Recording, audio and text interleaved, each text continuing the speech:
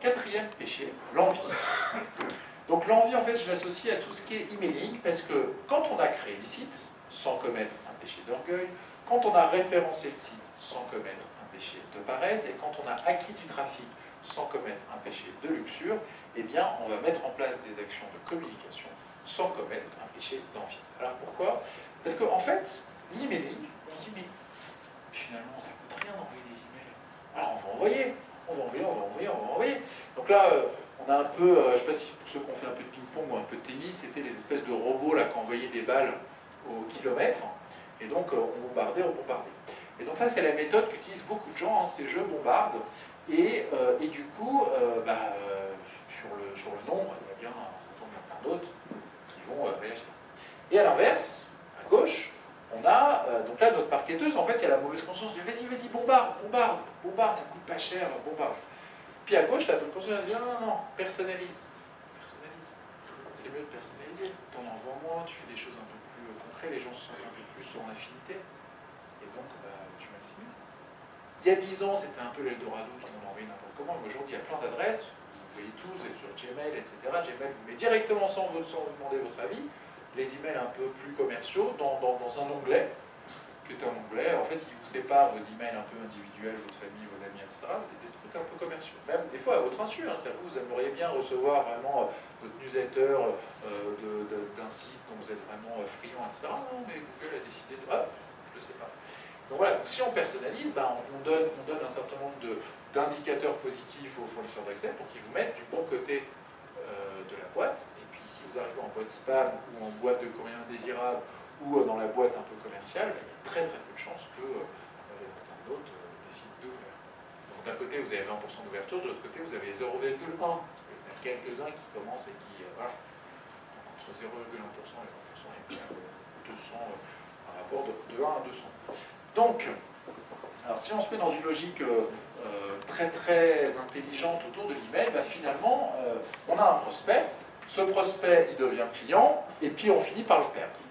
Donc si on a une vision client de la communication, plutôt que d'avoir une vision produit, ou une vision saison, de se dire tiens, voilà, j'ai ce prospect, je vais lui demander de confirmer son inscription pour vraiment être certain, et puis ensuite je vais lui envoyer une première série d'informations, puis ensuite il va commander, et puis une fois qu'il commande, tiens, je vais lui proposer l'extension de garantie. Vous savez que l'extension de garantie, c'est ce qui fait le plus de marge. Je ne sais pas si vous êtes déjà allé chez Boulanger, chez Darty, le vendeur, il vous propose une télé à 400 € et après il vous tient 1 heure pour que vous preniez l'extension de garantie à 40. Pourquoi? Parce que sur les 400 € il touche 4 € et sur les 40 € il touche 8 €. Donc c'est quand même plus intéressant qu'il touche 2 fois plus sur l'extension de garantie. Pourquoi? Parce que l'extension de garantie il y a 50% de marge, alors que l'écran de télé il y a 4% de marge. Allez, 8% de marge. Vous voyez?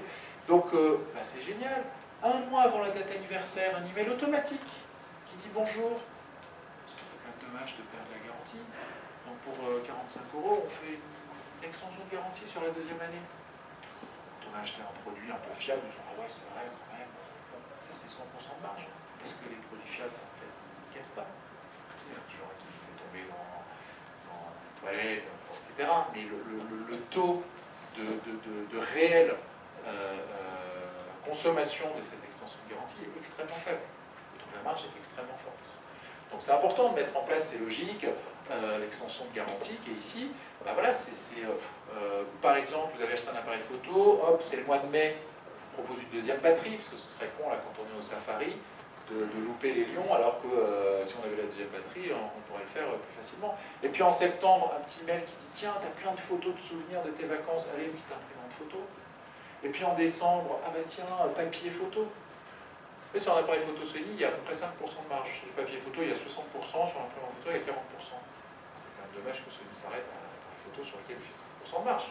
Alors que sur toutes les extensions, il fait 20, 5, 30, 40, 50, 60. Donc l'enjeu est là. Donc en fait, et c'est comme ça qu'on gagne de l'argent. Parce que vu la concurrence sur l'acquisition de ce client, c'est intéressant quand même d'essayer de voir où est-ce qu'on peut se rattraper, etc. Et puis après, un client, ça nous abandonne. Et donc il faut peut-être des fois réveiller les clients inactifs. Dire, tiens, ceux qui ne bougent pas là, à chaque fois que je leur envoie un email, ils n'ouvrent jamais. Bon, je vais peut-être les isoler. Et puis je vais envoyer un email, et dans l'objet, je vais mettre désabonnez-vous, en exclamation. Je peux vous garantir que celui-là, il l'ouvre. Je vais dire, ah ouais, tiens, enfin. Et puis dans celui-là, là, vous essayez comme le dernier argument, là, c'est la solution de la dernière chance. Bon. Et ben il y en a peut-être 10% qui vont dire ouais, c'est vrai, vous avez. Ouais, en fait, moi, ce que je voulais, c'était juste un contenu qui m'intéresse plus. Donc, je donne un peu mes critères et puis vous catégorisiez des contenus qui correspondent à mes critères. Donc, voilà, donc en gros, mettre en place une stratégie d'email marketing intelligente sans avoir l'envie, vous voyez le lien, l'envie d'envoyer des emails au kilomètre, et bien c'est ça, mettre en place une stratégie pertinente. Alors, la colère.